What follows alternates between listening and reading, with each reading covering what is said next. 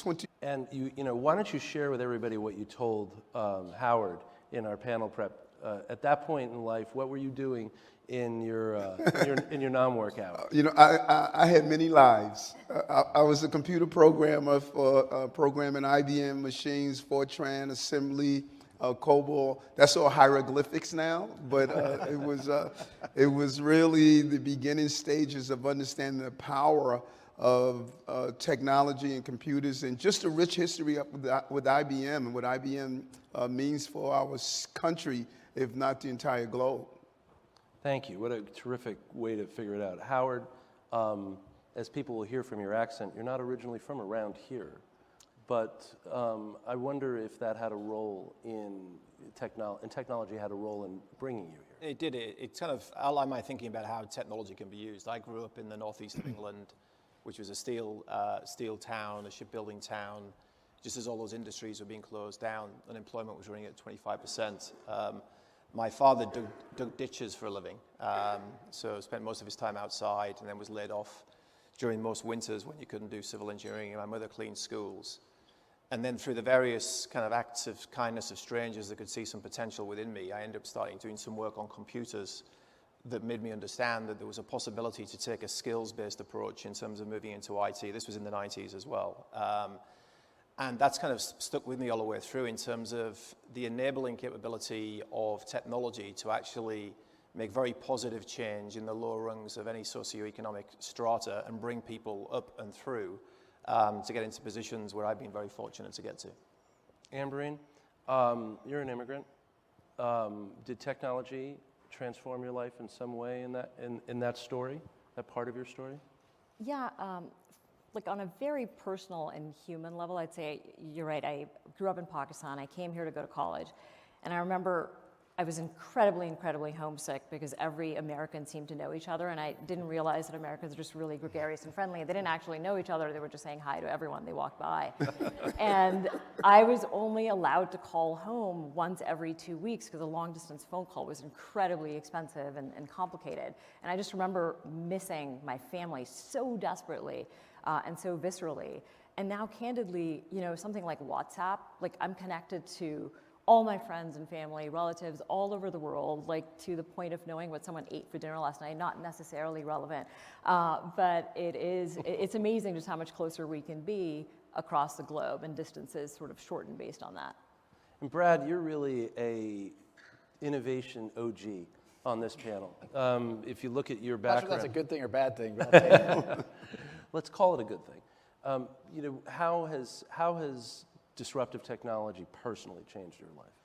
I remember the first time I was introduced to the internet. My younger brother was visiting me. I was working at SBC Communications, and he said, "You have an IP address." And this was 1993, and I, of course, like, what the hell is an IP address? But downloaded Mosaic, which ended up being Netscape. And for me, it was a transformational moment because you could see how some of these technologies, in terms of giving access to any information anywhere, and in Ambermine's example, it's access to communication anywhere, as that has proliferated.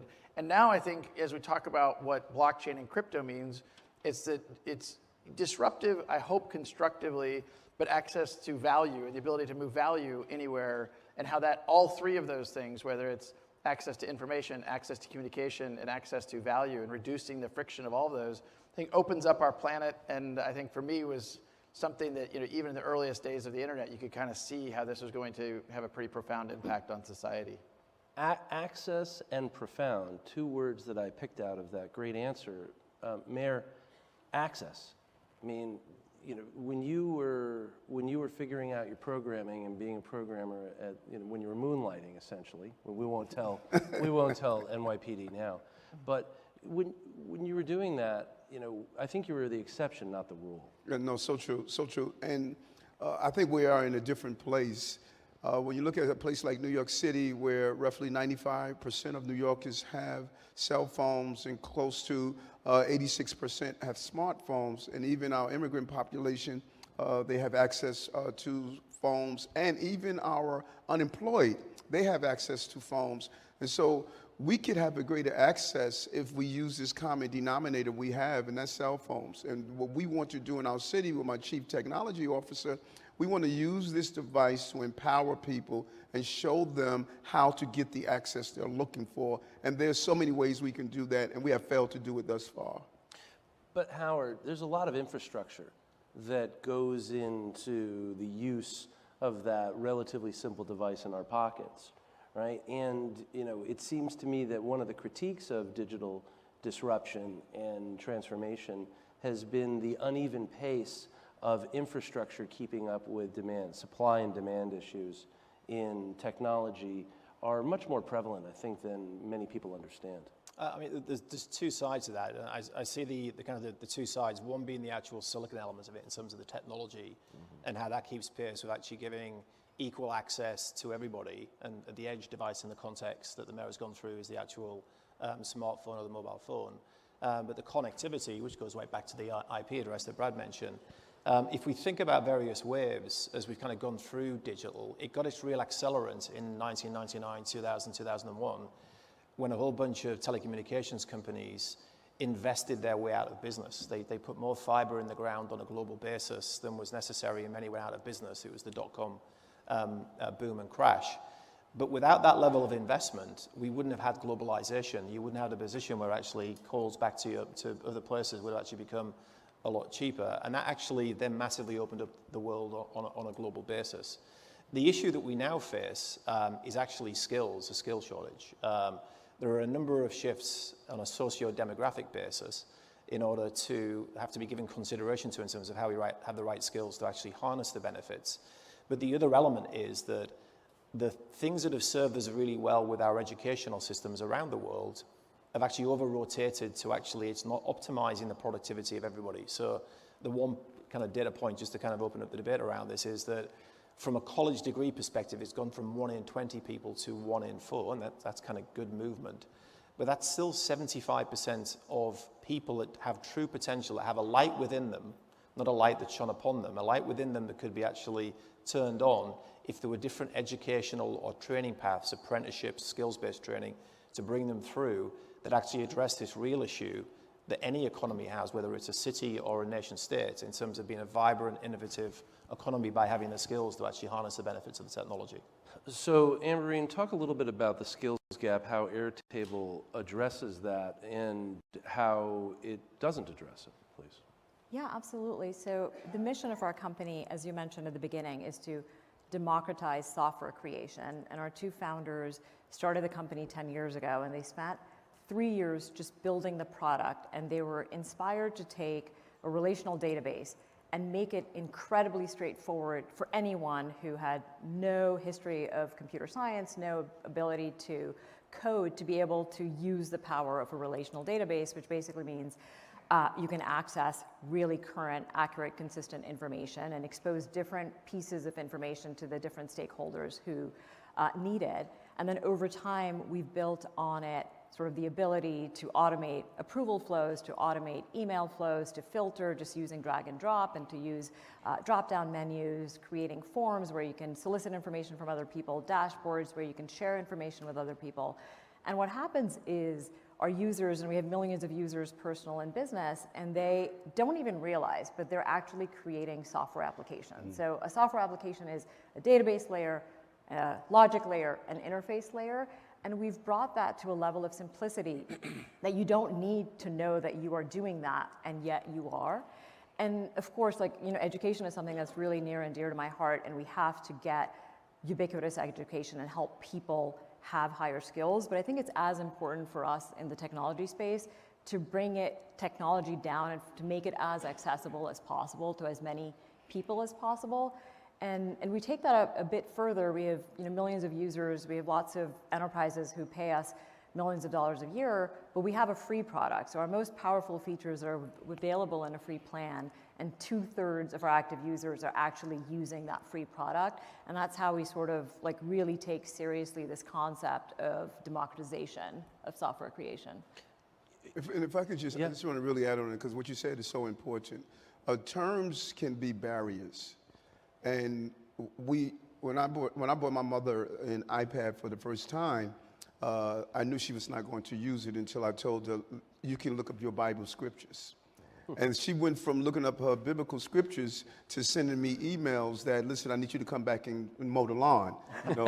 And so we have to meet people where they are. And sometimes we make the act too complicated with the terminologies instead of saying, let me show you how to do a basic task that is incorporated in your life.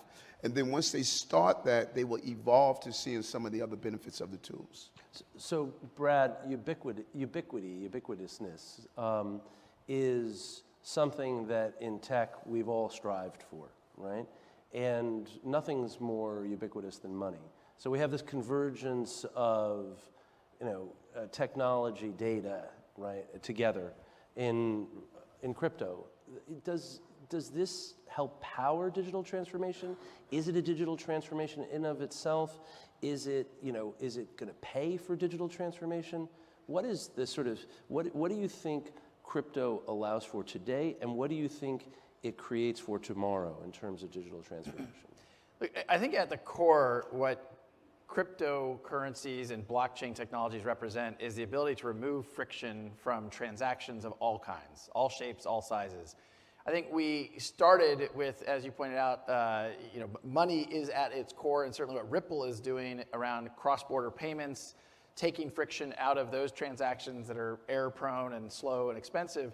But look, I believe these technologies will impact many different verticals across enterprise as well as consumer.